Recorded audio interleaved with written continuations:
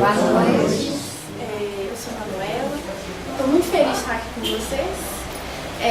O tema, o Milagre da Vida, é um tema muito amplo, muito interessante. Quanto mais a gente foi estudando para vir aqui, mais a gente foi descobrindo pouco que a gente sabia que seria impossível trazer tudo. Mas que o que vier, que seja interessante para o meu aprendizado e para o aprendizado de vocês. E para que isso aconteça, eu espero que vocês participem, perguntem, opinem, tirem as dúvidas que eu consegui esclarecer, que quiserem também comentar, fiquem à vontade. Tudo bem? Todos me escutam? Sim. Aí atrás também? Me escutam? Sim?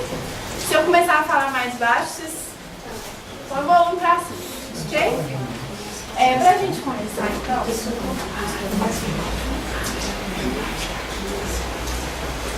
eu gostaria que vocês falassem o que significa para vocês, em sentimento, em sensação, em reflexão, em uma palavra, o que significa estar vivo. O que é estar vivo? Oportunidade. Quem fala? E aí? Conexão. Gratidão. E aí? Estamos todos vivos, isso eu tenho certeza. E aí? Como vocês sentem isso? O que significa estou vivo? O que é isso? Amor. É um desafio. Aprendizado. Uma oportunidade. Evolução. Evolução. E o que significa reencarnar? Nascer um corpo novo, né? Sim, mas o que significa no íntimo? Aprendizado. Você vir pra Terra Você vir pra cá pra você passar pelas experiências que você precisa. Para mim é misericórdia. É a mesma coisa que estar vivo? Não, porque quando você é espírito, você também está vivo, né? É a mesma coisa? Não. Eu posso não ter reencarnado e estar vivo? Sim. Então não é exatamente a mesma coisa.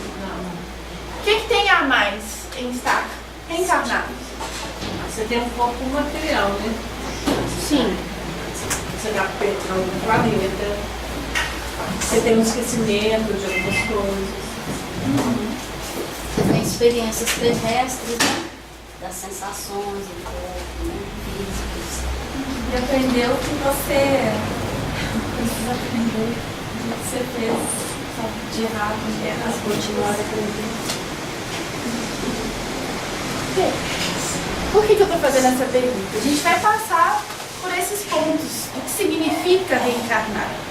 E aí o convite aqui é o seguinte: a gente vai trazer várias informações, mas o meu desejo é que essas informações não cheguem apenas à mente.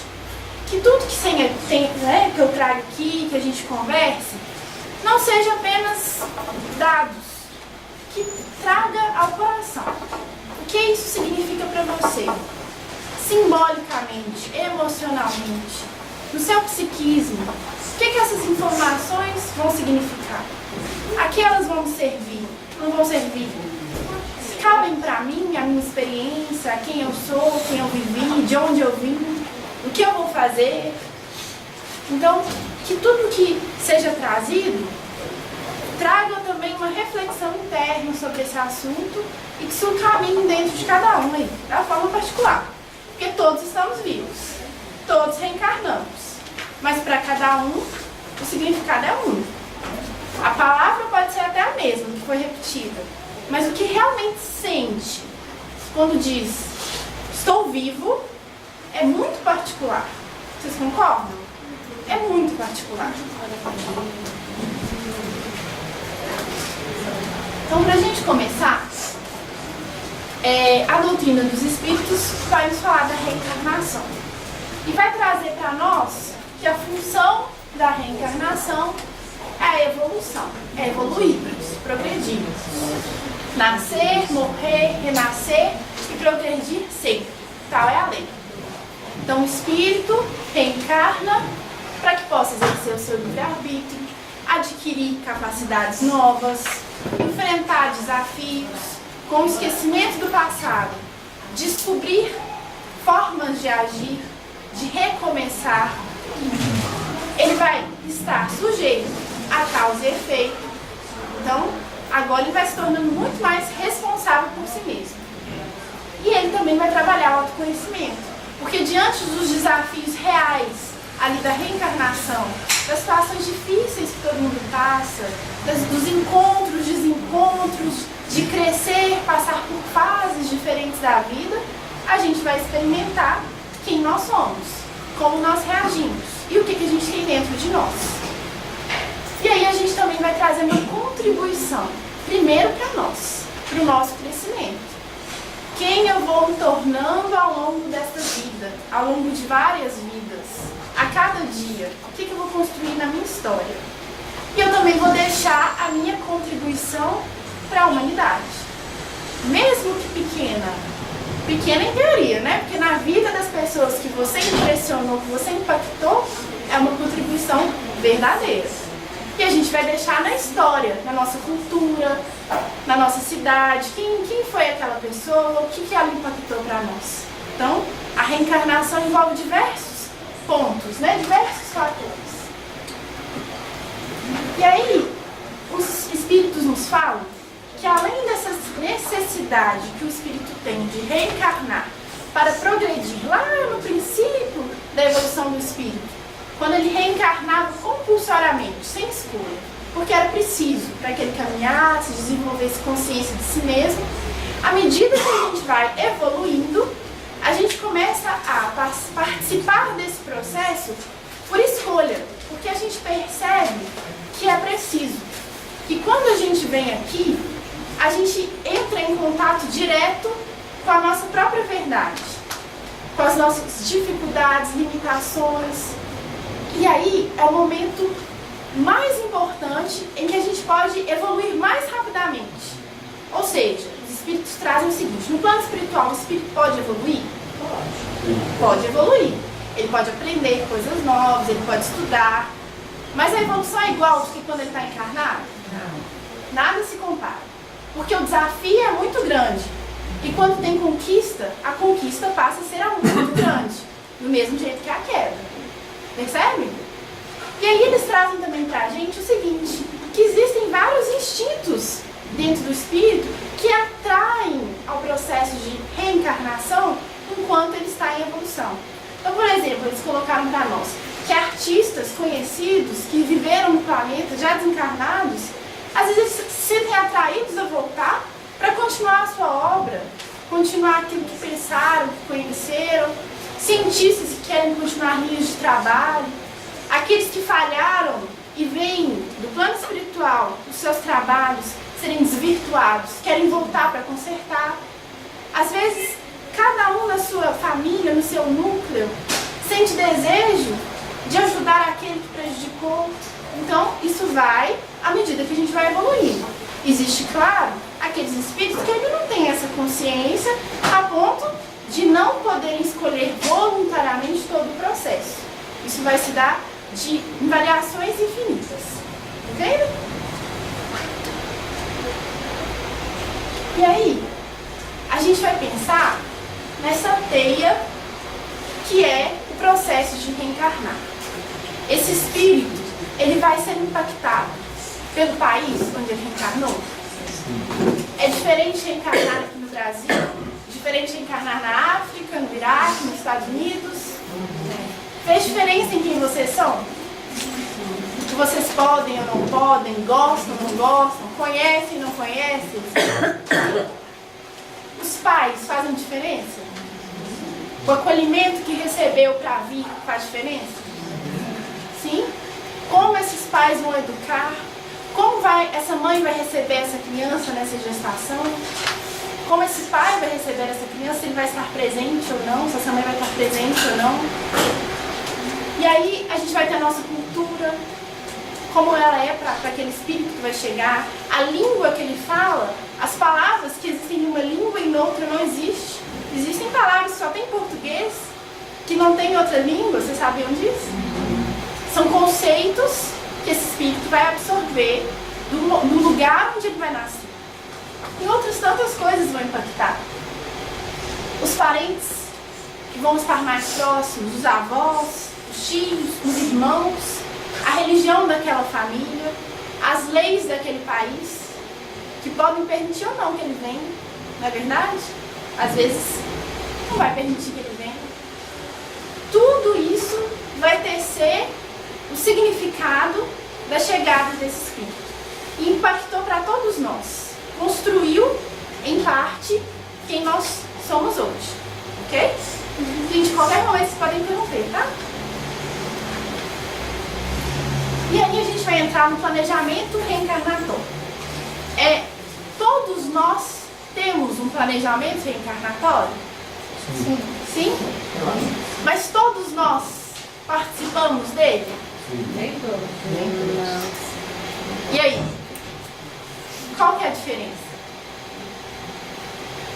Manuel, Pode falar. em alguns casos tem a resistência da pessoa de reencarnar em determinado ponto, núcleo familiar, estado, localização geográfica. Sim, nós vamos falar sobre isso. Estado das coisas, né? Essas das quais as pessoas se levaram a pouco. Pais, irmãos, etc. Né? Eu acho que muitas vezes a reencarnação compulsória tem muito a ver com a dificuldade de aceitar os desafios, né? Então, esse talvez seja um dos pontos. Não é talvez o único, mas eu vejo como um dos pontos de dificuldade, né? Nós vamos falar mais sobre isso. E com relação a esse planejamento, o que a gente sabe? Quanto mais consciente o espírito é de si mesmo, das suas necessidades e limitações, mais ele vai participar desse planejamento. Se esse espírito está muito inconsciente nas suas dificuldades, está muito adoecido no aspecto mental, e a gente sabe que um espírito desencarnado, adoecido mentalmente ou sentimentalmente, ele está adoecido como um todo. Ele pode participar menos. Às vezes até reencarnar compulsoriamente. A gente sabe que isso pode acontecer. Mas o que no livro Missionários da Luz, o Alexandre, o instrutor, fala pra gente? Que nós já estamos no meio termo disso.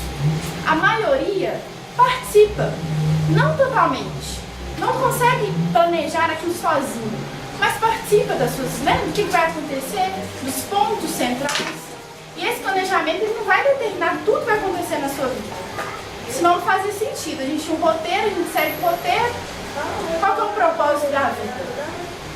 Esse planejamento se dá em pontos estratégicos, importantes para as nossas necessidades. Então, é muito importante, quando a gente pensa em planejamento reencarnatório, a gente lembrar que ele existe para quê e não por quê. O planejamento reencarnatório ele tem uma função de crescimento, uma função evolutiva, e não uma função punitiva. Então esse espírito ele tem esse projeto para o seu crescimento, para o seu auto-perdão, para ajudar a sua família, ou às vezes até um planeta, se a gente pensar no espírito numa escala evolutiva muito aumentada. Então, esse planejamento ele varia. E por misericórdia, a gente tem esses amigos espirituais que estão presentes nesse processo para nos ajudar, para que essas necessidades sejam esclarecidas e colocadas. Então esse processo é cercado de misericórdia, de justiça e misericórdia. Mas todo esse processo, ele pode ser resumido nisso aqui, ó. De conformidade com a regra, prolêmica. Nosso berço no mundo é o reflexo de nossas necessidades, cabendo a cada um de nós, quando na reencarnação, honrá-lo com um trabalho digno de restauração, melhoria ou engrandecimento, na certeza de que a ele fomos trazidos ou atraídos, segundo os problemas da regeneração ou da mordomia, de que carecemos da recomposição de nosso destino perante o futuro. Ou seja, nosso planejamento reencarnatório, ele vai depender das nossas necessidades. Essas necessidades foram determinadas através da história que construímos enquanto espíritos ao longo de encarnações, de vínculos, de vícios, de sombras, de tudo isso que a gente construiu. E esse processo de reencarnar, ele varia infinitamente. Alexandre fala pra gente, nenhum processo reencarnatório é igual ao outro. Todos variam nas suas particularidades. Porque o espírito que reencarna é único, os pais que o recebem são únicos e o processo vai se dar naquele momento único que aqueles espíritos estão na sua trajetória evolutiva. Então, a gente vai falar de formas como se dá esse processo de reencarnação. Mas não é uma receita de bolo. Porque aquele espírito era único, foi assim para ele. A gente aprende sabendo sobre isso. Mas não quer dizer que todos vão ser assim. Então, para a gente falar sobre isso, tem um capítulo muito interessante no livro Missionários da Luz, que fala para a gente sobre a reencarnação do Segismundo. Vocês conhecem? Ninguém? Segismundo. Quem já ouviu falar ou já leu? Ok. É muito legal. Quem não tem lido ainda, eu acho que vale muito a pena. Porque nada que eu disser aqui, eu vou conseguir trazer na íntegra todas as informações que o Alexandre, o instrutor espiritual, conta pra gente sobre a chegada de Segismundo no útero materno. Então, pra gente resumir e aprender um pouquinho sobre o processo, Segismundo estava programado para reencarnar numa família constituída pelo Adelino, que seria o seu futuro pai, e Raquel, que seria sua futura mãe. Se não me engano, é Raquel o nome dela. E aí, Segismundo, ele já tinha vivido no passado, tanto com Adelino quanto Raquel. E ele tinha débitos com os dois. Com Raquel, que já tinha vivido num prostíbulo, tinha tido uma vida muito complicada, tinha desencarnado de uma forma muito negativa. E com Adelino, que era seu rival, seu inimigo, e que ele agrediu e matou. Então Adelino, que seria seu futuro pai, guardava dentro do coração esse sentimento de medo do Segismundo, esse trauma de ter desencarnado nas mãos de Segismundo. Mas o tempo passou, Adelino reencarnou, Raquel reencarnou, eles se reencontraram, tinham uma família, caminhavam muito melhor do que no passado. Adelino já tinha se transformado num homem melhor. Raquel tinha conseguido aprender muito mais sobre o significado de ser mulher e constituído um lar muito saudável, ele já tinha um filho. E Segismundo também tinha evoluído muito no plano espiritual. Ele já trabalhava numa colônia e sabia, no íntimo, que ele precisava voltar.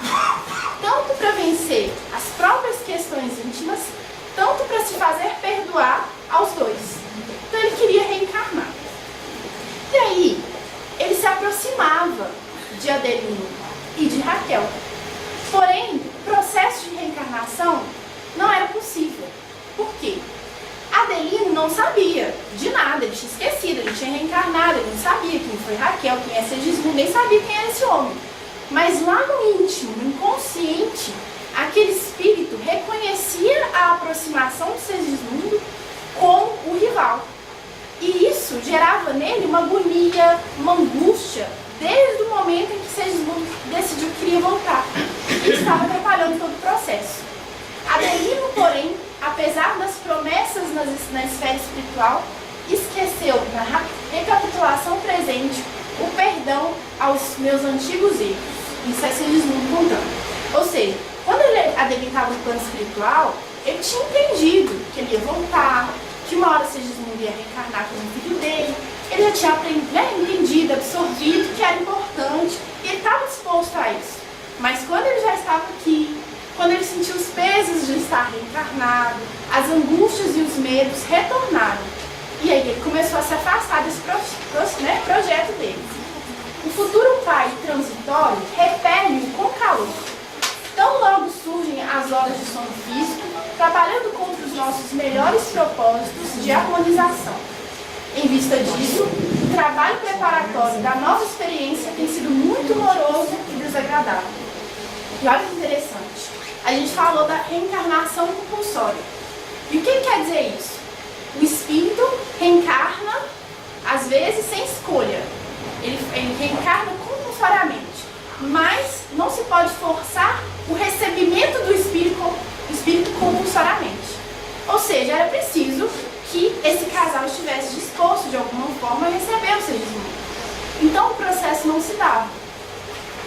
Vejo, e aí o Adelino conta para a esposa dele por que ele estava angustiado. Ele fala para ela o seguinte: quando ele dorme, vejo um homem que se aproxima de mim, estendendo as mãos à maneira do mendigo vulgar a implorar socorro.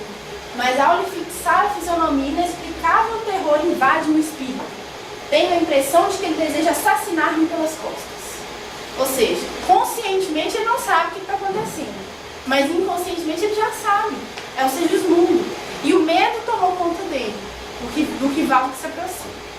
E aí, Alexandre e André Luiz são convidados a participar desse processo para trabalhar com Adelino e com Raquel essa vinda do Sergismundo.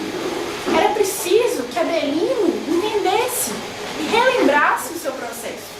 Então, tocado pela influência do filhinho pequenininho, que estava em casa e começou a falar com o pai: pai, por que você está tão triste? Por que você não reza mais comigo? E aí foi derreter o coração do pai, que chegou mais calmo no lar, e aí dormiu, teve a condição de desdobrar-se e encontrar-se com Sergismundo e com Alexandre, o instrutor. E aí nesse encontro, a princípio ele se assusta. Meu Deus, quem que é esse que vai me agredir e pede a Alexandre, tira ele de perto de mim? Porque vem Alexandre, um anjo, né? Que na mente dele, né, assim, não tão consciente do que é desdobrar-se durante o sono, ele pede para tirar Sergismundo dali. Mas aí Alexandre chama-o à responsabilidade.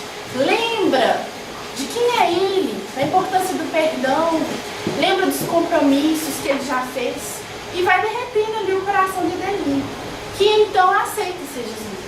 Raquel já estava aceitando há muito tempo, já tinha caminhado um pouquinho mais que o marido. E aí a partir daí que se torna possível o processo de reencarnação do Sergismundo. Por outro lado, do ponto de vista do Sergismundo, a gente também tem algo muito interessante para aprender. Ele está muito angustiado o tempo todo, mesmo depois de ser aceito. E Alexandre conta pra gente que reencarnar é muito difícil.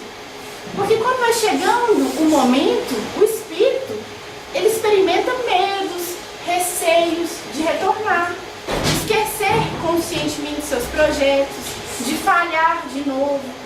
Ele tem medo. E esse medo, às vezes, pode levar o espírito a desistir. Pode iniciar o processo de gestação e o espírito com medo desiste. Isso acontece. Então, da importância da gente começar a pensar que no processo de acolher o espírito que está reencarnando, de acolher, de conversar, porque mesmo que ele não esteja escutando com ouvidos físicos que ainda não se formaram, aquele espírito está chegando e ele está com medo de falhar, ele está frágil e ele precisa de ouvir que vai dar tudo certo, que haverá alguém ali para auxiliar, para receber, para acolher e que ele vai conseguir. Então, do ponto de vista espiritual, antes dele reencarnar, existe esse suporte dos espíritos ali próximos dele. E quando ele está ali intraútero, é muito importante esse acolher, tanto do pai, quanto da mãe, quanto da família, quanto possível. E aí, antes do Adelino aceitar, olha que interessante, o pensamento envenenado de Adelino destruía a substância da hereditariedade, intoxicando a cromatina dentro da própria bolsa seminal. Ele poderia atender aos apelos da natureza, entregando-se à união sexual, mas não atingiria os objetivos sagrados da criação, porque pelas disposições lamentáveis de sua vida íntima, estava aniquilando as células criadoras ao nascerem, e quando não as aniquilasse por completo, intoxicava os genes. Ou seja, ele repelia tanto o Sergismundo, ele tinha tanto medo disso acontecer, que o esperma dele não produziria um feto, não conseguiria fazer a fecundação. Ele aniquilava as forças. Não é interessante? Tanto que a nossa mente pode influenciar no nosso nosso corpo. É mais um dos grandes exemplos, né? Da mente e do nosso pensamento, quando muito obsessivo em alguma coisa, pode causar, né, deleção para o nosso organismo. E aqui a gente tem uma imagem muito interessante. Quando, então, Segismundo vai reencarnar, o que acontece? O perispírito começa a regredir.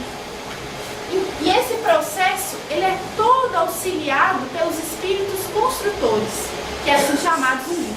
Esses espíritos vêm, por misericórdia, para auxiliar todo o processo. Então, Adelino, que antes estava como um homem consciente, respondendo a Luiz e Alexandre, começa a ficar com o pensamento um pouco mais dificultado, a fala dele vai ficando menos completa, a aparência dele vai regredindo, e aí ele vai chegando numa forma de criança, uma forma de bebê, e aí ele fica com essa aparência e ele entregue a sua mãe.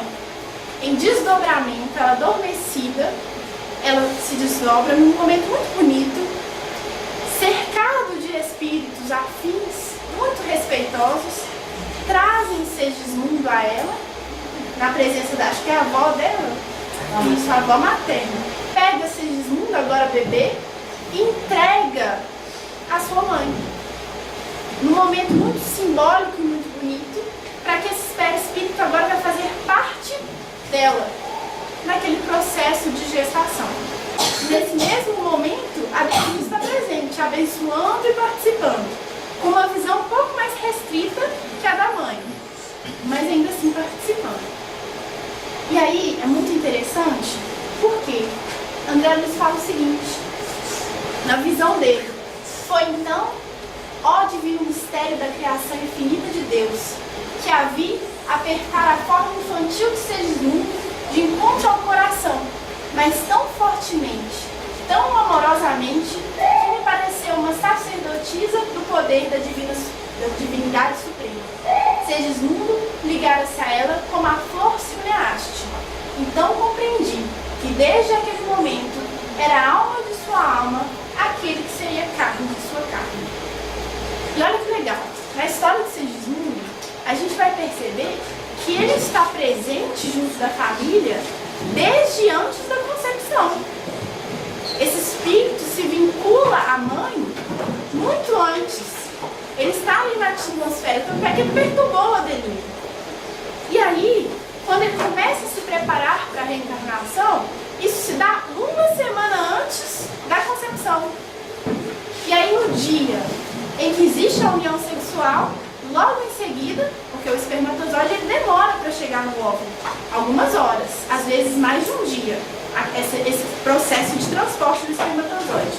Depois da união sexual, é que Segismundo regride em perispírito e é levado à mãe. Interessante, né?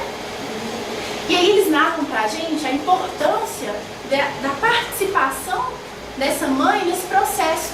Porque antes mesmo de fisicamente ela desenvolver as estruturas no útero que vão fornecer alimento para o corpo que está sendo gerado, perispiritualmente ela começa a alimentar Segismundo, o seu perispírito, para que esse perispírito seja um molde para a formação do corpo físico. Então ela está nutrindo perispiritualmente Segismundo, desde o momento da concepção. E aí, a gente vai conversar também sobre a hereditariedade na reencarnação. E como que é isso? Esse processo de hereditariedade, ele não se dá de uma forma de automatismo e coincidência ao acaso das necessidades do espírito. Porque se assim fosse, o nosso corpo e as nossas características seriam de uma forma que talvez não atendessem às minhas necessidades quanto espírito. Então, às vezes, poderia surgir uma doença genética ou uma limitação no meu corpo completamente contrária ao meu planejamento reencarnatório e às necessidades que eu preciso desenvolver. Então, esse processo, a espiritualidade esclarece pra gente, ele é organizado de acordo com a necessidade do espírito. Então, os genes específicos que precisam ser manifestos e adquiridos da parte paterna e materna são escolhidos de acordo com o espírito que está sendo planejado no seu corpo, como ele está sendo planejado. Filhos e pais, indubitavelmente, ainda mesmo quando se catalogam distantes uns dos outros, sob o ponto de vista moral, guardam sempre afinidade magnética entre si. Desse modo, os progenitores fornecem determinados recursos ao espírito reencarnante, mas esses recursos estão condicionados às necessidades da alma que lhes aproveita a cooperação, porque no fundo somos herdeiros de nós mesmos. Assimilamos as energias de nossos pais terrestres, na medida que nossas qualidades boas ou más, para o destino enobrecido ou torturado a que fazemos jus, pelas nossas conquistas ou débitos que voltam à Terra conosco, emergindo de nossas anteriores experiências. Como vemos, na mente reside o comando, a consciência traça o destino e o corpo reflete a alma. Toda agregação de matéria obedece a impulsos do espírito. Nossos pensamentos fabricam as formas de que nos utilizamos na vida. Entendido? Alguma dúvida? Não? Tudo bem. E aí, na obra de André Luiz, a gente tem outros relatos de processos de reencarnação. Um outro que é muito interessante está no livro Entre o Céu e a Terra, que vai contar a reencarnação de um espírito, Júlio, e ele vai reencarnar. E ele carrega como débito passado mais de uma reencarnação em que ele suicidou. E ele já, depois de 2 reencarnações sucessivas, terminadas pelo suicídio, ele reencarna e ainda criança ele morre afogado dentro de um contexto. E ele agora, ele está no plano espiritual ainda como criança, a sua mãe já desencarnou também, está o acompanhando, e ela pede ajuda. Por quê? Júlio, enquanto criança, perispiritualmente desencarnado, ele apresenta uma lesão na garganta, uma ferida. E por mais carinho que a mãe ofereça, passe e cuidados, essa ferida não estava se fechando. E aí, pedindo ajuda e auxílio na colônia onde eles se encontravam, eles são instruídos de que a melhor forma de ajudar Júlio seria a reencarnação. Então essa mãe dele vai agora ajudar uma nova mãe a receber Júlio. E o interessante é que no planejamento reencarnatório de Júlio, ele não vai viver uma vida longa. É programado que ele tenha uma vida curta, dentro das suas necessidades enquanto espíritos, necessidades psicológicas, necessidades emocionais, necessidades de auto-perdão, perispirituais. Esse espírito terá uma próxima encarnação curta. E aí, é interessante porque o processo de reencarnação de Júlio se dá totalmente diferente de Segismundo. Primeiro, porque a mãe que vai o receber e o pai estão muito interessados em receber Júlio. Eles já amam Júlio, eles já sabem da necessidade dele vir. Então, não precisa dessa intervenção toda como foi necessária para Segismundo. E aí, quando Júlio chega para o reencarno, é um processo muito natural, porque a própria futura mãe o acolhe nos braços e o integra ao próprio útero, enquanto desdobramento, tá? Em espírito desdobrado, durante o sono. E aí, a participação dos espíritos construtores é até pequena. Por quê? Eles falam o seguinte: como Júlio viverá pouco tempo, as necessidades e as minúcias da sua genética não são tão importantes, porque não vai dar tempo delas se manifestarem. Então as intervenções são menores, para que aquele espermatozoide específico encontre aquele óvulo especificamente e forme um espírito com todas as suas características. Diferente de Segismundo, que tinha uma programação de uma vida longa, com dificuldades e ajudas no aspecto do corpo físico, que viveria programado para ele lá uns 70 anos, que falam, lógico que isso é uma programação. Ele vai interferir nisso? Lógico. Vai interferir na saúde dele, nos hábitos dele, se ele vai interromper essa vida antes, se ele vai adquirir méritos para estar mais. Agora, no caso de Júlio, não. A intervenção se dá menos, porque não existe tanta necessidade. Então, olha como que esse processo processo varia infinitamente. É muito diferente. E aí a gente começa a supor, como que foi para Jesus vir a esse mundo? Como é que a gente vai conseguir entender isso? Ainda, isso está muito longe. A gente tem notícia que no plano espiritual isso ainda é estudado. Existe escola para a gente entender como foi a chegada de Jesus. Então a gente ainda nem consegue conceber como um espírito nesse grau evolutivo conseguiu chegar até nós. É um processo que ainda temos muito para aprender. E agora a gente vai pensar em como é para a mulher que está gestando esse espírito. Os pensamentos do ser que se acolhe ao santuário íntimo envolvem essa mulher gestante totalmente, determinando significativas alterações em seu cosmo biológico. Influenciam-se mutuamente. A corrente de troca entre mãe e filho não se circunscreve à alimentação de natureza material. Estendem-se ao intercâmbio constante das sensações diversas. Ou seja, quando esse espírito reencarnante encontra-se ali, sendo gestado por essa mãe, ele impacta intensamente não só no seu organismo físico, biológico, quanto no seu perispírito, quanto nas suas sensações e pensamentos. É como se essa mãe fosse médium do seu filho, naquele momento de gestação. Então o pensamento dele se funde ao pensamento dela, mais ou menos, de acordo com o nível evolutivo daquele espírito. Depois eu vou trazer um exemplo para a gente pensar no nível extremo de diferença entre mãe e filho no aspecto de evolução. As mentes de um e de outro como se justapõem, mantendo-se em permanente comunhão, até que a natureza complete o serviço que lhe cabe no tempo.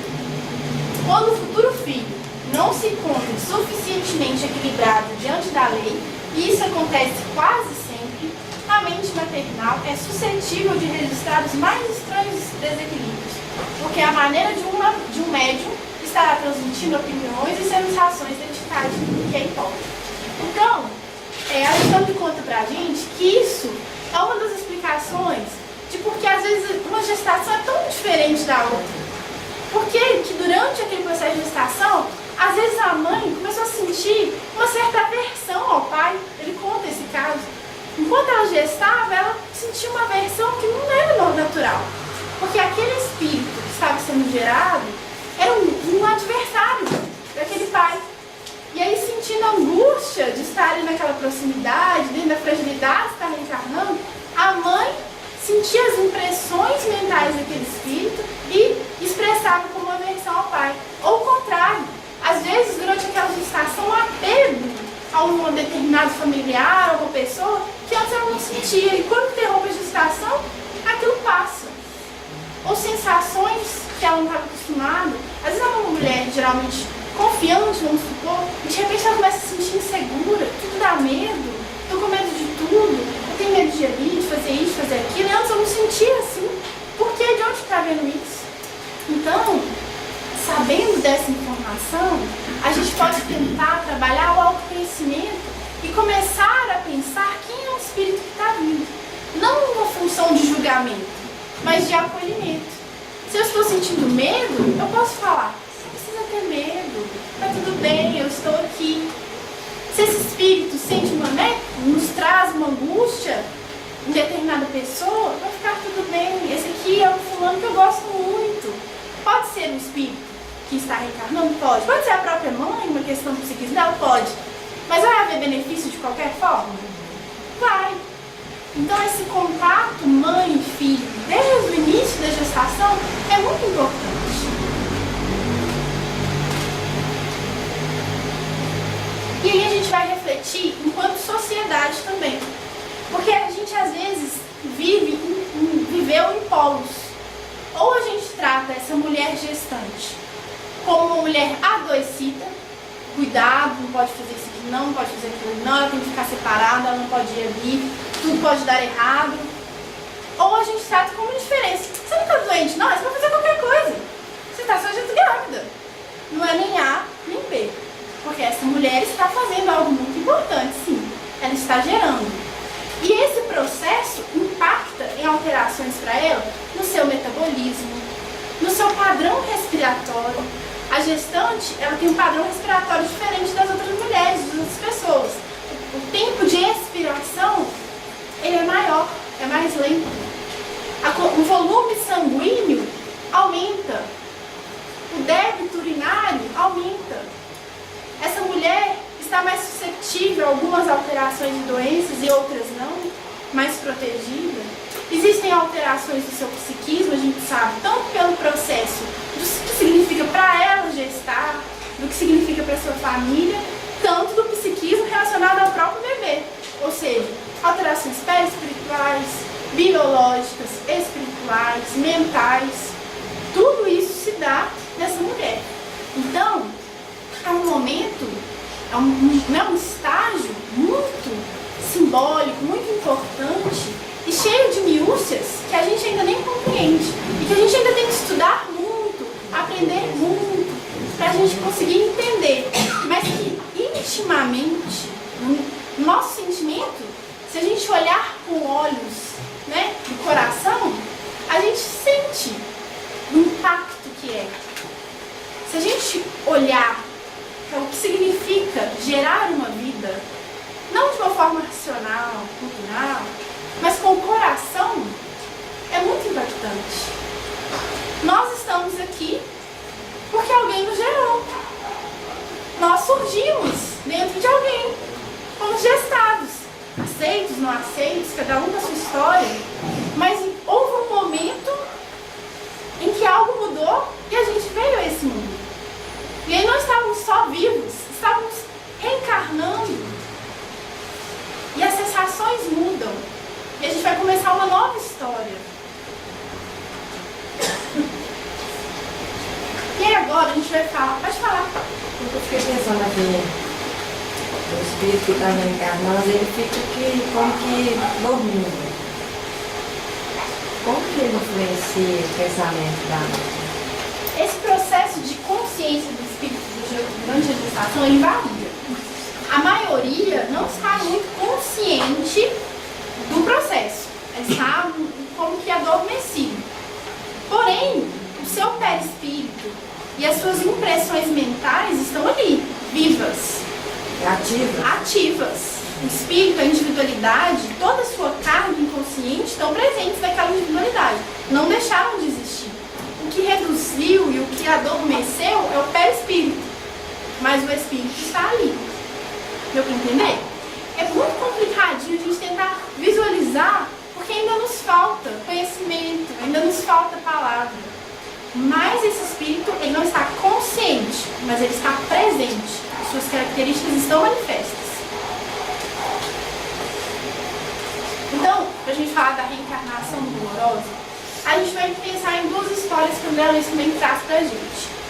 Ele conta da visita a Cesarina. A Cesarina, ela é uma mulher que engravidou e não estava muito responsável por aquele processo. Ela já tinha sofrido 2 abortos espontâneos por conta das suas atitudes irresponsáveis. Uso de álcool, de drogas, atividades sexuais exacerbadas e fora da normalidade, pouca saúde para si e que impactavam no feto. Então, ela estava novamente gestante e eles é chamado, junto com o instrutor que acompanhava, num pedido de socorro. Aqueles que a amavam tinham chamado falando assim, olha, ela vai fazer tudo de novo e ela está prestes a provocar novamente um aborto, a gente precisa interferir de alguma forma. E ela já estava no 7º mês de gestação. E aí, André Luiz vai até a Cesarina para ver o que está acontecendo. E aí o que acontece? Olha, o caso de Volpina era muito diferente. Volpina é um espírito que está reencarnando, tá? Sim? Se chegar um pouquinho. Ah, sim. Então, o caso de Volpina, que é o espírito que vai reencarnar, que está ali sendo gestado, era muito diferente do processo de reencarnação do Segismundo. A forma física embrionária demonstrava mancha violácea, revelando dilacerações. Pequeninos monstros, somente perceptíveis ao nosso olhar, nadavam no líquido amniótico, invadindo o cordão umbilical e apropriando-se de maior parte do delicado alimento reservado ao corpo em formação. Toda a placenta era assediada por eles, provocando-me terrível impressão. Percebi pela intensa anormalidade dos órgãos geradores que o aborto não poderia demorar-se. Ou seja, essa mulher, no processo de irresponsabilidade e de rejeição àquele espírito, dentro das viciações em companhias espirituais, de desencarnados e encarnados com quem ela convivia, ela produzia parasitas espirituais dentro do seu líquido amniótico, que absorviam e eram deletérios para aquele espírito que estava reencarnando.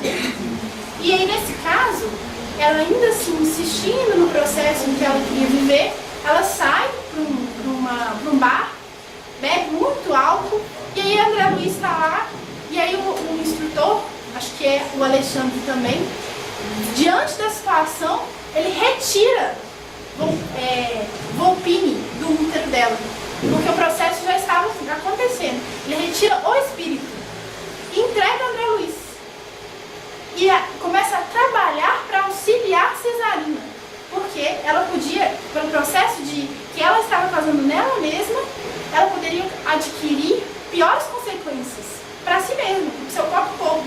Então, além de auxiliar Volpini, para que ele não vivesse o processo como um todo, ele ainda começa a aplicar passos e trabalhar para que ela seja auxiliada dentro do ambiente que ela estava. Ainda ali, consumindo álcool no bar, sem saber o que estava acontecendo intimamente. Peraí, eu não entendi. O espírito é retirado daquele feto ali? Ele é retirado. Mas continua com... então acontece o aborto. Aí o que acontece? No dia seguinte, Cesarina é internada e dá à luz a um feto morto. Entendi. Com 7 meses de gestação. Não havia mais um espírito ali. Ele foi retirado, porque o ambiente não permitiu que ele reencarnasse. As próprias atitudes externas à mãe e internas mentalmente recusaram aquele espírito. Como é que é visto assim, pela medicina, esse processo? O que? Aconteceu um aborto espontâneo? No caso, ali seria, a gente não chama de aborto, né? Depois de 20 semanas ou 22 semanas de gestação, a gente fala, né, que é um feto morto, não é mais um aborto. O aborto seria antes, né? Ou um espírito com menos de 500 gramas, um feto com menos de 500 gramas ou antes de 20 semanas. Mas a explicação não vai ter. Nasceu morto. Nasceu morto. Pode ser uma alteração cromossômica, pode ser uma insuficiência placentária, pode ser uma... Vai depender. Mas o que é que intimamente causou isso? Na nossa ciência material, a gente ainda não sabe explicar. E aí, nesse mesmo caso, a gente vai aprender também sobre o processo de obsessão que a Cesarina recebia. Junto dela haviam espíritos vinculados num processo obsessivo muito intenso e que ela atraiu e permitia no seu pensamento. Eles influenciavam e promoviam esses hábitos nela, porque eles não tinham interesse da chegada desse espírito. Eles não queriam que ele chegasse, porque a chegada dele atrapalharia a influência que eles tinham sobre ela. E também aproximaria o marido, que eles eram inimigos dele. Então, eles queriam afastar o máximo possível. A gestação não era do interesse deles. E aí a gente já tem informações no plano espiritual, que esse processo de obsessão ele não se dá apenas de espíritos diretamente vinculados a nós, ou inimigos do passado. Mas a gente sabe que existem organizações espirituais que trabalham contra o processo de reencarnação. Porque a organização, no aspecto racional, ela não está ligada à evolução moral. Então existem cidades espirituais voltadas para o mal, muito organizadas, com hierarquia, com ciência e tecnologia, mas com objetivos deletérios de destruição e de influenciação em massa em aspecto negativo. Então, essas instituições trabalham promovendo o aborto, essa rejeição A mulher tem muito medo desse processo, que é muito diferente de escolhas e particularidades, né, de cada um. Aqui a gente está falando de um processo obsessivo e com, né, um objetivo no mal. E a gente sabe que isso existe no plano espiritual. Do mesmo jeito que a gente se associa mentalmente de acordo com as nossas afinidades, então a gente sabe que espíritos se afinizam pelo vício, que afinizam pelo suicídio, pela depressão, né, pela rejeição à vida. A gente também sabe que existem esses espíritos contrários à vinda, né, ao chegar de outros no mundo.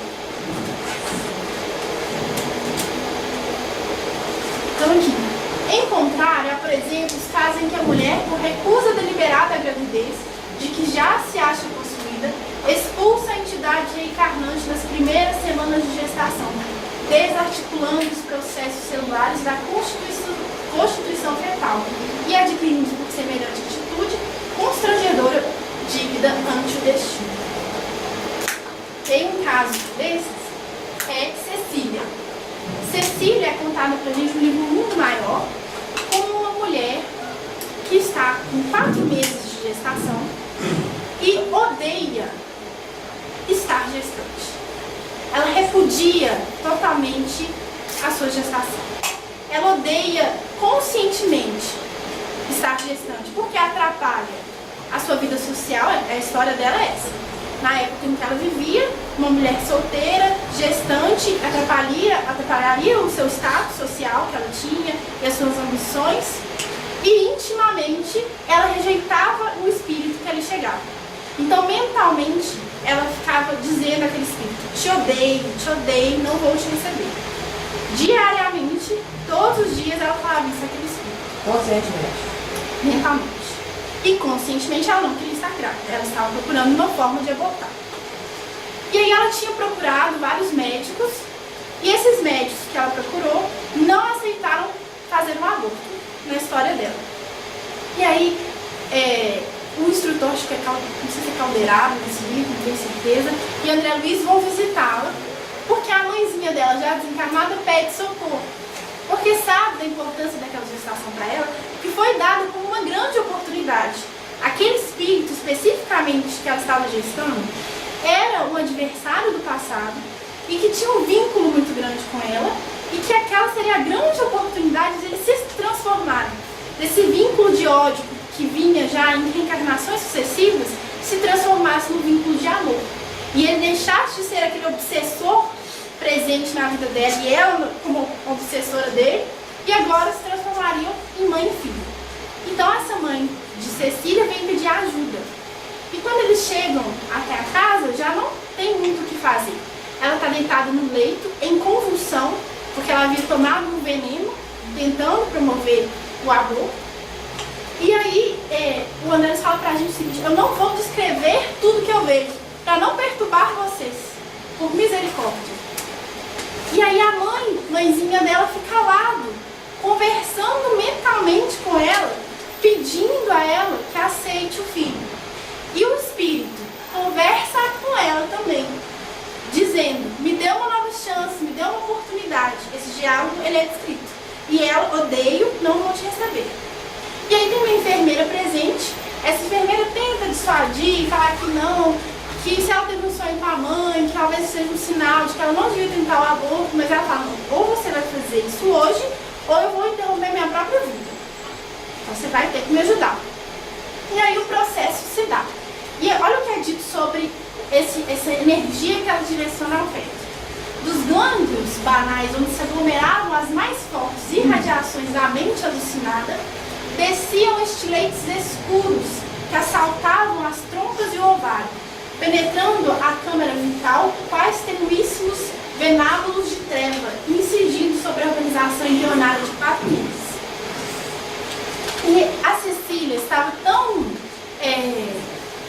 alucinada com esse processo e tão preocupada também com tudo que ela estava vivendo no campo exterior, todas as suas necessidades sociais, que ela começou a se perturbar mentalmente. E o processo de rejeição ao próprio filho se tornou um processo também de enlouquecimento. Então, ao mesmo tempo que ela rejeitava, ela começava a alucinar. E aí, quando começa então o processo de desprendimento daquele espírito e o aborto em si, o André Luiz conta o seguinte: não estaremos ali perante duas feras terrivelmente algemadas uma à outra, o filhinho que não chegara a nascer transformara-se em perigoso vertugo do psiquismo materno, premindo com impulsos involuntários do ninho de vasos do útero, precisamente na região onde se efetua a permuta dos sangues materno e fetal, provocou ele o processo hemorrágico violento e abundante. E nesse processo de desprendimento material, permaneceu uma carga ali, tanto física quanto espiritual, que futuramente levou a Cecília ao desencarne. Então, no caso deles, ele decide odiá-la por não vir ao mundo. E ela, já odiando anteriormente, eles se afinizam mutuamente num processo obsessivo, desencarnados, que vai durar muito tempo. E aí, todas essas informações que o André Luiz traz pra gente, algumas dolorosas, né, algumas impactantes, são informações que a gente vai aprender a entender e o que aquilo pode ser trazido para nós, porque a informação está ali, né? E aí, ele também vai informar para a gente no livro Evolução dos Mundos sobre o impacto desse processo para a mulher. E esse impacto também não é uma regra, não quer dizer que toda mulher que viveu isso vai acontecer isso, por isso, não é isso. Ele nos fala que quanto mais inconsciente é essa mulher nas suas próprias atitudes, não na sua escolha, mas assim, inconsequente nas suas atitudes, irresponsável nesse processo, quanto mais intenção no mal, mais malefícios ela vai adquirir para si, numa lei natural de ação e reação. Não faz sentido? Se eu estou com essa intenção no mal, eu estou atraindo isso para mim. Como uma lei de talião? Não, porque a gente sabe que a gente vive numa realidade de lei de justiça, amor e caridade. Mas a lei tem justiça, tem amor e tem caridade. Então, esse processo vai gerar reações dessa mulher. E reações, de novo, a gente vai lembrar, não por quê, para quê. Para que essas reações? Para punir? Não, nunca é para punir. Para aprender, para crescer. Às vezes, até para se auto-perdoar. Porque às vezes, essa mulher, no plano espiritual, pode estar no processo de autopunição e que precisa de uma vivência para sentir que teve um equilíbrio com a própria consciência. Mas às vezes não teve esse processo, não teve essa intenção, não foi nesse nível de consciência, então a coisa vai se dar de uma forma mais branda. Isso a gente não tem como precisar. E ele também fala pra gente da reação no homem que promove esse processo, e aí ele vai falar, em alguns casos específicos que ele relata, de alterações futuras na reencarnação futura, de alterações testiculares, alterações de próstata, relacionadas a esse caso. Mas aí a gente tem que ter muito critério. E quando a gente escuta isso na doutrina espírita, a gente pode entender assim, então todo mundo que tem isso assim, quer dizer que na outra vida foi assim. Não. Com certeza não. Porque todo mundo tem a sua história, as suas necessidades, por que veio assim, aquela teia de informações que a gente falou anteriormente, que faz com que a gente viva cada experiência. E muitas vezes, os nossos desafios de hoje não são de questões passadas, são de questões de hoje, dessa vida, de questões que a gente tem para lidar nessa vida. Então, quando a gente pensa nesse assunto, a gente tem que lembrar da lei de justiça, amor e caridade. Joana de Ângeles fala para a gente o seguinte: desse modo, recorda Jesus, em qualquer circunstância ou posição em que te encontres, e a semelhança dele, consulta e responde com amor, não fazendo ao teu próximo o que não gostarias que este te fizeste. E a gente lembra também de Jesus falando com Pedro.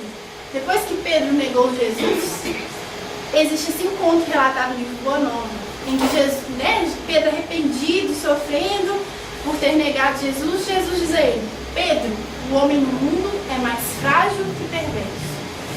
Muitos dos nossos erros são por nossa fragilidade. E a gente vai lembrar da parábola do filho pródigo, por quê?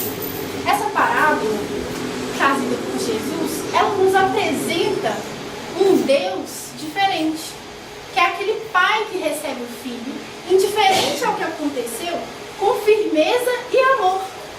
Ele está sempre disposto a receber. Ele está sempre disposto a acolher. Então é essa postura que a divindade tem para com nossos erros, qualquer que sejam os nossos erros. Se a gente retorna, ele está aberto a nos receber. Quem normalmente não está aberto é nós mesmos. Nós mesmos que nos julgamos ou não nos perdoamos. Então, Jesus, ele está sempre, nos relatos do Evangelho, numa postura acolhedora, firme, direta, mas acolhedora, sempre disposto, mais uma vez, tentar mais uma vez, reencarnar é tentar mais uma vez, não é?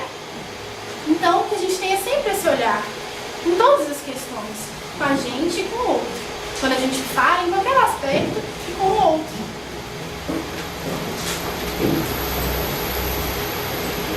E aí, a gente também vai lembrar o seguinte, dentro da medicina, existem poucos estudos ainda em relação à mulher que cometeu um aborto voluntário ou que sofreu um aborto espontâneo. Eles são poucos e o número de participantes são poucos. E aí, dentro da construção do conhecimento científico, para a gente ter resultados reprodutíveis e que a gente pode confiar, é importante que a amostra seja grande. Então, ainda precisa estudar muito isso. Não com uma intenção contra aborto, mas com uma intenção de saúde da mulher, de acolhimento. Porque os que têm já disponíveis, apesar de pequenos, mostram que o aborto está relacionado a maior número de transtornos mentais nessa mulher, maior risco de depressão, estresse pós-traumático e um vínculo com câncer de mama, ainda pouco esclarecido, pouco caracterizado e com uma amostra pequena. É preciso que a gente saiba mais sobre isso para acolher essas mulheres. Elas existem, elas estão presentes, são espíritos em toda parte que precisam de acolhimento e ajuda. Se isso é verdadeiro, elas precisam de ajuda. Porque a doença que mais nos assola hoje em dia é a mental. É a ansiedade, é a depressão, é o suicídio. Então, é preciso acolhimento. Essa mesma postura que o Cristo tem para com a gente, que é o Deus que Ele nos apresenta.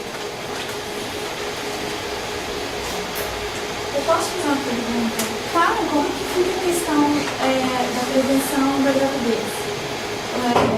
A gente está impedindo que o espírito possa vir. Ou seja, se o aborto ele veio, você não aceitou e tal, mas então se você está impedindo que ele veio, você também não está aceitando. E de Como que fica essa responsabilidade? tem várias discussões sobre esse assunto. Não é nada muito definitivo. A gente sabe os métodos abortivos, né, e os métodos contraceptivos, né, que agem então antes da concepção. Ou seja, não há um espírito ali vinculado. Agora, qual que é o planejamento reencarnatório daquela mulher, daquele pai, né, se vai ser? A gente ainda não sabe. Ele vai falar um pouquinho sobre isso. Mas isso ainda é uma questão a ser esclarecida. Tá? E a gente tem que lembrar sempre que existe uma misericórdia. Que não pode imaginar que vai ter um espírito ali na portinha de casa esperando e não tem jeito de reencarnar, ele vai ficar ali para sempre batendo na porta. Não é bem assim, né?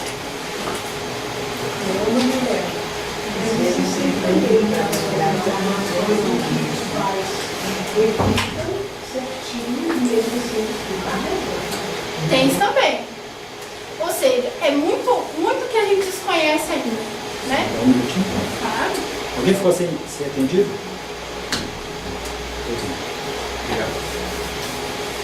Então, é perguntado no livro Evolução em Dois Mundos, é o seguinte: para melhorar a própria situação, que deve fazer a mulher que se reconhece na atualidade com dívidas no aborto provocado, antecipando-se desde agora no trabalho de sua própria melhoria moral, antes que a próxima existência lhe imponha as aflições regenerativas? sabemos que é possível renovar o destino todos os dias.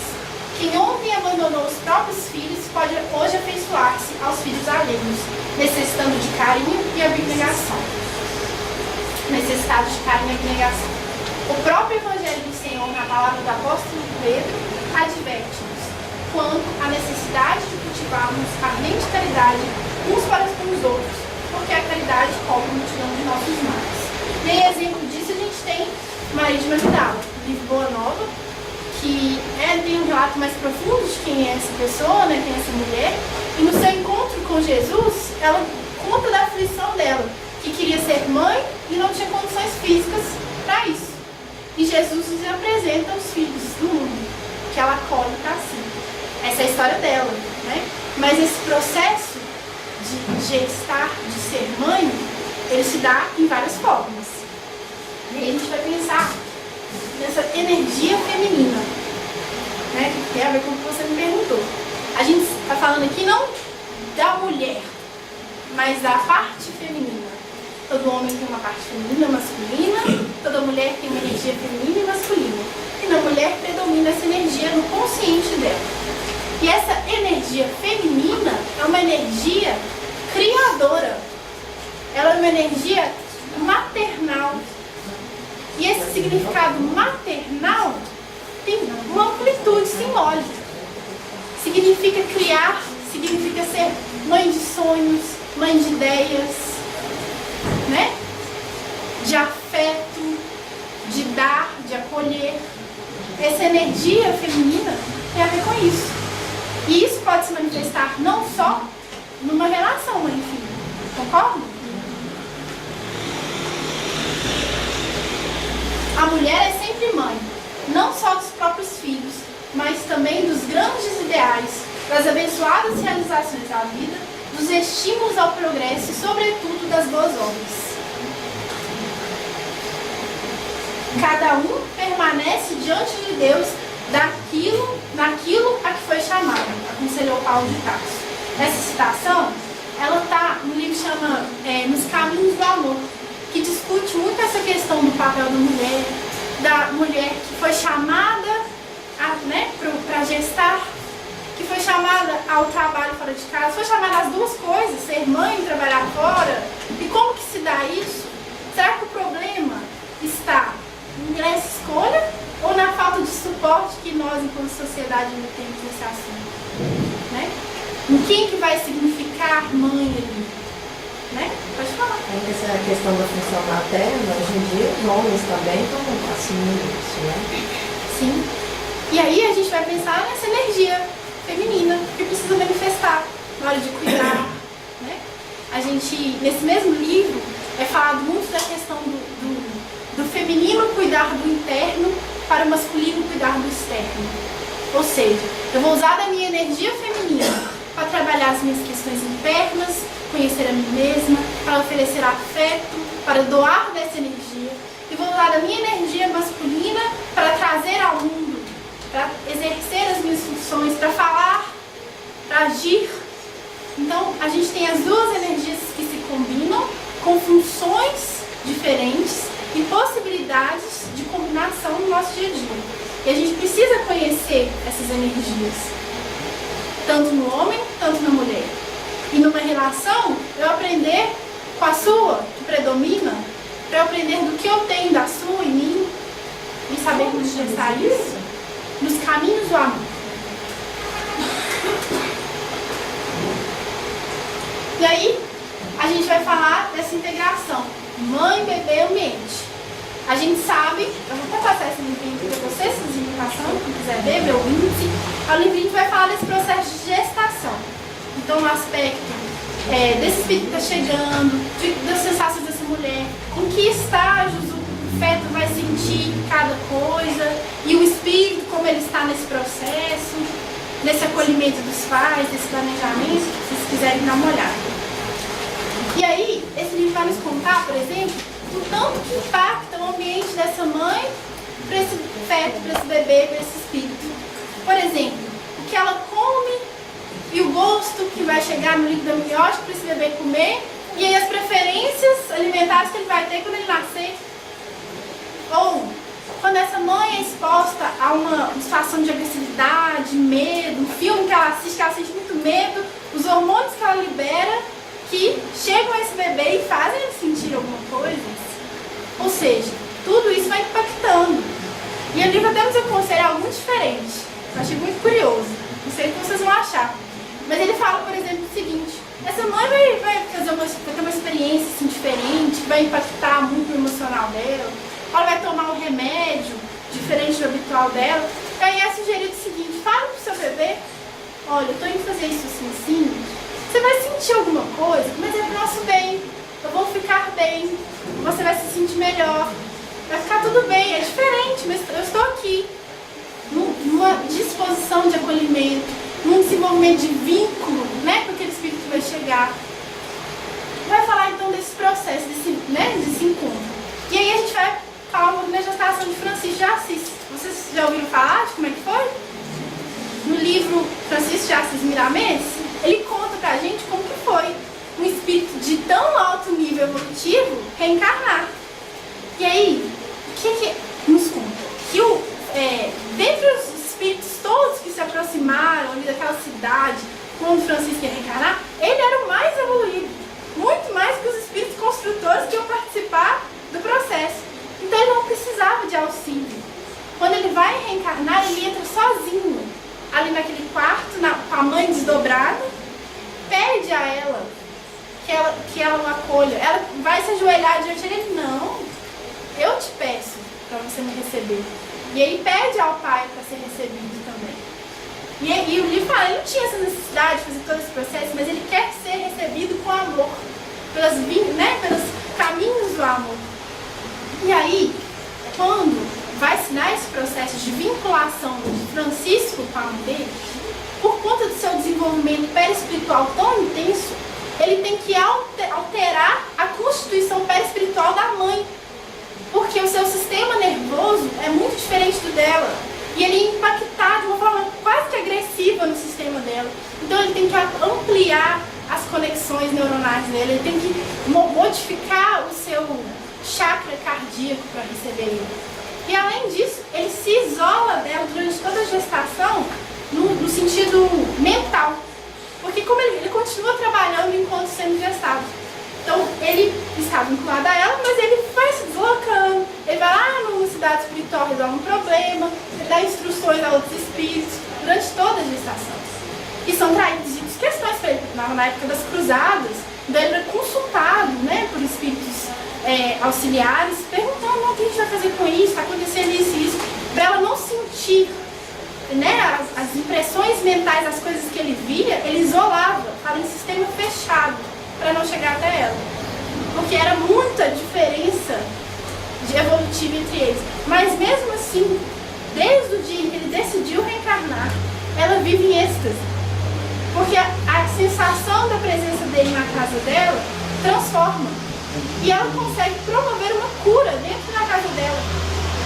Pela presença dele, os fluidos que vem dele, ela ajuda uma senhora que estava presa na cama a se levantar. Só pela presença de Francisco. E ele só vai se vincular totalmente ao perispírito na hora de nascer. Ele trabalhou até esse momento. Muito diferente nos processos que a gente conhece.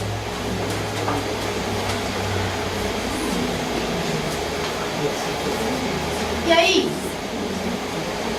a gente vai ver que o bebê, ele tem muitas habilidades desde a barriguinha da mãe. E depois que ele nasce. Então, às vezes ele parece uma coisinha tão frágil, tem tão pouca consciência, mas já está cheio de habilidades. A gente sabe que a cada segundo o cérebro do bebê faz 700 a 1000 novas conexões nervosas por segundo. Nunca mais a gente vai ser capaz de uma encarnação. E ele está ali como uma esponjinha, absorvendo e descobrindo.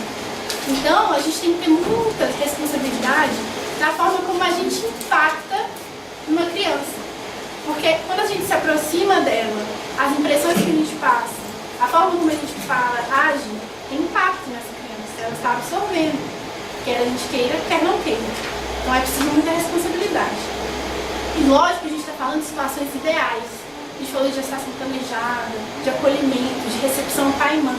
E a gente sabe que isso não acontece sempre. Que existe uma realidade muito grande diferente dessa, de pobreza e de dor. Mas a gente saber disso não pode nos impedir de auxiliar essa criança, de auxiliar uma gestante. Porque mesmo que a gente não possa resolver de uma vez tudo isso, é importante aquela vida, aquela pessoa, impactou na vida dela, se fosse você, se fosse a sua vida. Essa pessoa que chegou para te auxiliar, para te acolher, para te receber, faz diferença? Com certeza, né?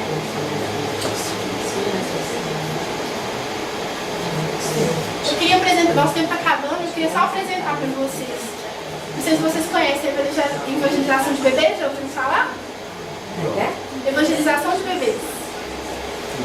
Não? Meu Deus, tem que conhecer. A evangelização de bebês já existe há algum tempo, tá, gente? Alguns casos espíritas.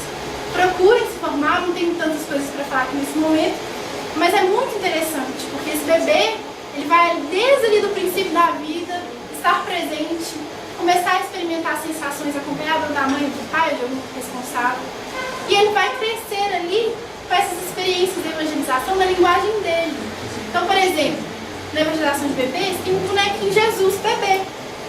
Por quê? Esse bebê vai se reconhecer ali. Ele vai pegar Jesus, ele vai trocar a fraldinha de Jesus, porque é isso que ele entende. Ele vai abraçar Jesus todos os dias na evangelização e vai desenvolver uma relação muito diferente dessa de um Deus distante, né, que às vezes a gente tem. É de um Jesus próximo que vai crescer ali com ele, vai se transformar com ele. E já tem também a evangelização no ventre, que é um trabalho que vai se dar com a mãe e com o pai, para acolher, para receber e se preparar para esse filho. Então depois vocês procurem saber, tem alguns casos já aqui em Belo Horizonte. E aí, pra gente terminar, a gente vai pensar o seguinte: são tantas informações com relação ao que pode dar certo, o que pode dar errado, tanto que o meu ambiente impacta, de onde eu vim, o que eu sei, quando eu descobri essa gestação, como foi a minha gestação e hoje eu sou. A gente sabe que tem esse impacto todo. E a gente não tem controle sobre isso. Mas a gente pode se desesperar. Por quê? Essa necessidade de controle vai nos tirar a paz. A gente tem que entender que a gente não tem controle. Esse controle, ele está na mão de Deus. E aí quando a gente passa esse controle para Ele, é que a gente vai se sentir seguro. Olha que interessante. Quando eu entrego esse controle, é que eu me sinto seguro. Porque aí eu percebo que a única coisa que vai depender de mim na criação dos meus filhos, ou de onde eu vim na história que eu tenho, é o amor que eu vou colocar nisso. O resto foge do meu controle. Porque a história eu não conheço, eu ainda não sei o que vai acontecer, como precisa ser, quais são as necessidades dele, qual foi a minha história. Então o que eu tenho controle é o amor. É isso que vai impactar. E com relação à minha história, de onde eu vim, se eu sofri, como foi a minha infância, como foi o meu acolhimento, isso também eu não tenho mais controle. E o que eu posso fazer? Eu posso reconhecer essa história. Reconhecer como minha história, que me trouxe até aqui, que me fez quem eu sou. E eu posso honrar essa história, seguindo para frente, valorizando a mim mesmo. Entende? E aí, para isso a gente tem que ter respeito pelo que passou. Respeito pelas limitações das pessoas que fizeram parte do nosso destino e pelas nossas próprias limitações. E coragem para continuar a partir daí. A gente não pode parar.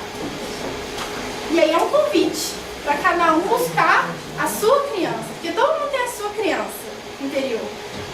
Com uma idade específica, cada um tem uma idade específica, na sua criança, com necessidades, características, emoções, que precisa ser acolhida e abraçada.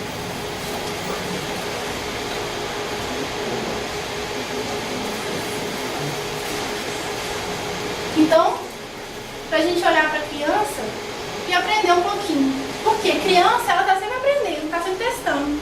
A criança de por volta de 8 meses, não sei se você já preparar, o que ela faz? Ela pega uma coisa e joga no chão.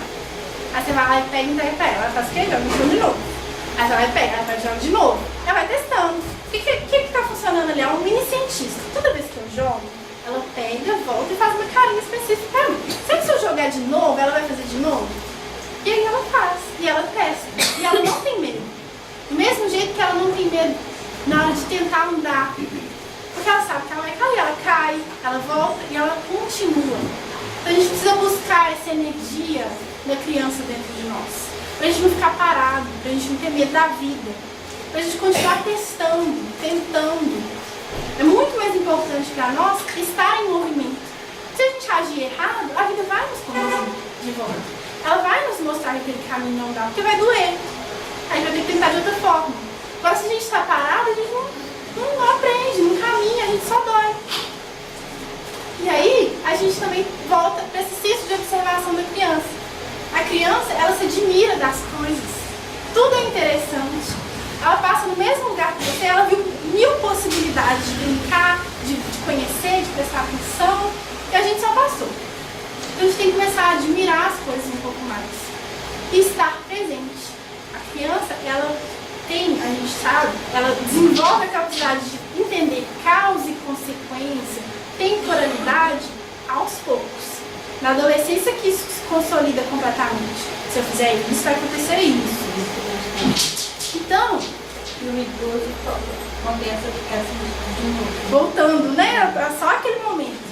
Passa a prestar atenção em determinadas coisas, porque você está assim, vamos, cara de sala. Exatamente. Então a gente tem que, mesmo a gente ter aprendido o que é o futuro e o que é o passado, a gente não pode perder essa capacidade de viver o presente, que é o real, que é o que está acontecendo realmente. É o que eu estou de presente para mim, é uma oportunidade. E a criança, ela sabe isso, ela sabe o presente. Você fala assim, não, depois de amanhã eu te dou. Isso não existe, não sei, velho. Depois de amanhã, não sei. Eu aceito o que você falou, mas eu não sei. Agora a gente já sabe, só que a gente tem que aprender a viver presente. Olha, o meu tempo acabou, tinha algumas coisas a mais para falar. Eu vou deixar algumas sugestões. Para quem acha interessante o assunto, tem 3 documentários muito legais. Um chama O Começo da Vida, super legal. Esse Começo da Vida, ele tem um filme sobre isso e tem uma série com vários episódios. Os 2 são muito interessantes. Super fala sobre o impacto nosso na vida da criança, todas essas questões. Tem esse A Vida Secreta dos Bebês, que vai falar dessas habilidades que se descobriu recentemente que o bebê tem, e que até então não se sabia da inteligência desse bebê. E tem esse outro também, A Máscara em que Você Vive. Acho que deve ter no YouTube disponível lá pra gente assistir. Esse vai falar sobre a construção do masculino, do que significa criar uma criança, um homem. Como a gente às vezes doutrina, o que significa ser homem. E o quanto isso vai impactar na sensibilidade desse futuro adulto. É um documentário muito, muito interessante. E os livros, Missionários da Luz, muito interessante passar na reencarnação do Sergismundo. Os Caminhos do Amor, Gestação em Ponto de Almas, que é esse que está rodando com vocês. E Entre a Terra e o Céu, super legal, que também vai contar a história do Júlio, que eu falei com vocês, e outros diversos aspectos. Então é isso, vamos encerrar nossas viagens. Alguma dúvida? Muitas, eu espero que tenham muitas. Pesquisem mais sobre isso, eu também vou pesquisar. Agradeço a todos a participação. Obrigada.